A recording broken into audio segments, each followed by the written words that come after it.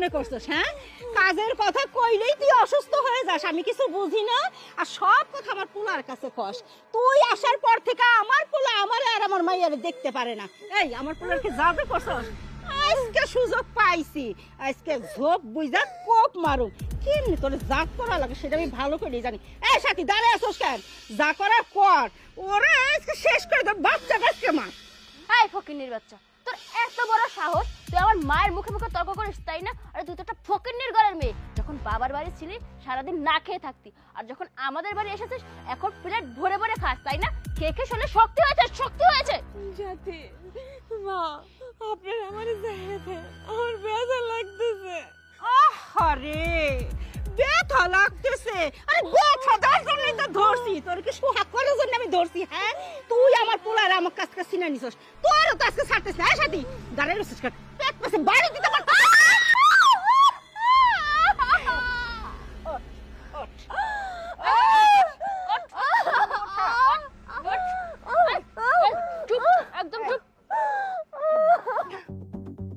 মা, আপনার কাছে আমি রিকোয়েস্ট করতেছি মা, আপনি আমার লগে এমনটা কইরেন না। আপনারা আমারে মাইরে বলাইবেন ঠিক আছে, কিন্তু আমার সন্তানটা কিছু কইরেন না। ও তো আপনাকে বংশেরই সন্তান, ওরে চাইরে দেন। ওইটাই তো বড় সমস্যা। আরে ও যদি দুনিয়াতে আসে না, আমার পোলা যেইটুকু আমারে ভালোবাসে সেইটুকু তো থাকবো না, সেইটুকু তো যায় পড়বো ওর উপর। এই জন্যে তোরে মাইরা তো লাভ নাই, ওরে মারুম সাথে সাথে তোরেও মারুম। কি ব্যাপার, কি হয়েছে, তোমরা কি করছো? আরে বোমা হঠাৎ অসুস্থ হয়ে গেছে, তাই তো হাসপাতালে নিয়ে যেতে চাইতেছি। দেখোস না? তানহা, কি হয়েছে তোমার? আরে কি হয়েছে আমাকে বলো। আমারে তুমি বাঁচাও, তোমার মা বোন আমার মাইরে বলাইতেছে। না না, আমরা তো কিছুই করি নাই। বৌমা হঠাৎ করে অসুস্থ হয়ে পড়ছে, যাই দেখি ঘরের ভিতরে কান্না করতেছে। তাই বললাম কি হয়েছে, বললো পেটে ব্যথা করতেছে। তাই তো আমরা ঘরের থেকে বের করে হাসপাতালে নিয়ে যাইতেছিলাম। হ্যাঁ ভাইয়া, মা যা বলছে একদম ঠিক কথাই বলছে। আমরা হঠাৎ করে ভাবির কান্নার আওয়াজ পেলাম, আর তাই তো ভাবিকে বাইরে নিয়ে এসেছি যাতে ভাবিকে নিয়ে হাসপাতালে যেতে পারি। ও আচ্ছা, তোরা ভাবিকে অসুস্থ দেখে হসপিটাল নিয়ে যাচ্ছিলি তাই না?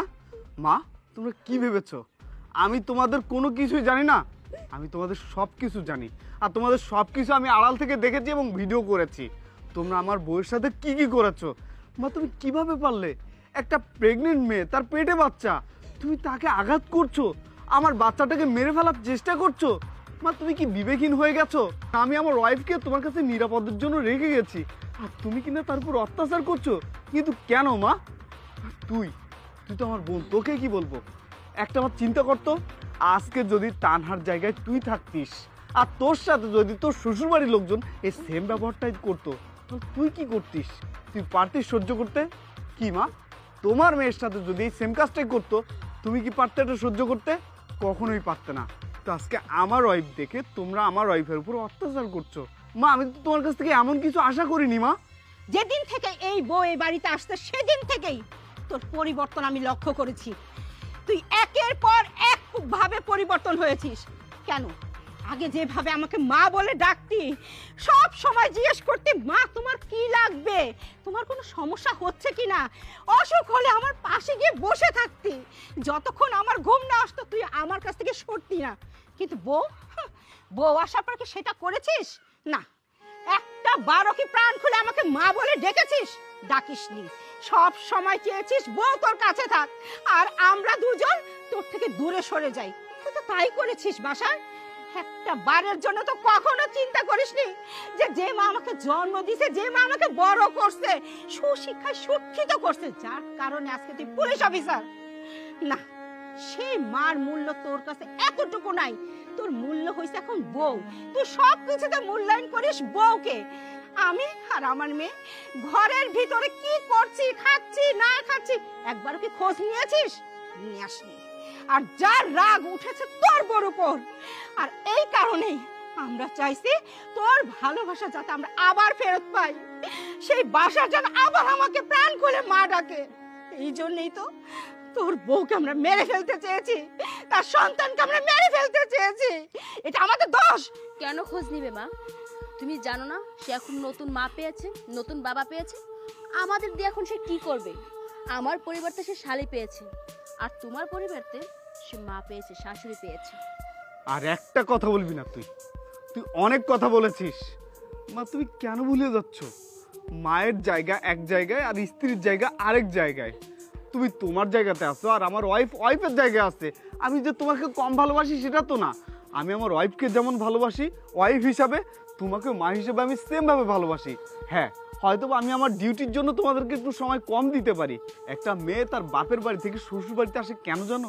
একটু সুখ পাওয়ার জন্য, একটু ভালোবাসা পাওয়ার জন্য। আর তুমি এটা কেন বোঝো না? আজকে যদি তোমার মেয়ের সাথে এমন হতো, তুমি কি পারতে মেনে নিতে? তানহাও সেম ভাবে একটু ভালোবাসা পাওয়ার জন্য আমাদের বাড়িতে এসেছে। তোমাকে সে মা হিসাবে দেখে, আর তুমি কিনা তাকে বই হিসাবেই দেখছো। কেন পারছো না তাকে একটু মেয়ে হিসাবে দেখতে? তাকে মেয়ে হিসাবে দেখতে তোমার সমস্যা কোথায়? দেখো মা, তোমাদের যদি এতই খারাপ লাগে যে আমি তোমাদেরকে ভালোবাসি না, এটাই যদি তোমার মনে হয়, তাহলে তোমরা দুজন না আমার বাড়ি থেকে চলে যাও। আমাদের বাড়িতে থাকার তোমার কোনো দরকার নেই। ও, এখন আমরা চলে যাবো তাই না? এই কই যাবো?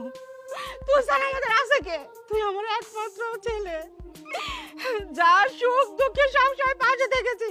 আজকে সেই আমাদের বাড়ি থেকে তাড়িয়ে দেয়। দে তারে, আমরা চলে যাই। তুমি এসব বাঁচাও, তুমি আমার হাসপাতালে নিয়ে যাও, আমি মরে গেলাম। তোমার কি হচ্ছে তোমার? মা, আমার বাচ্চার যদি কিছু হয়, তোমাকে আর তোমার মেয়েকে আমি কি করবো বুঝতেও পারছো না। বাবা, পরে করিস, আগে তোমার হাসপাতালে নিয়ে যাও। চলো।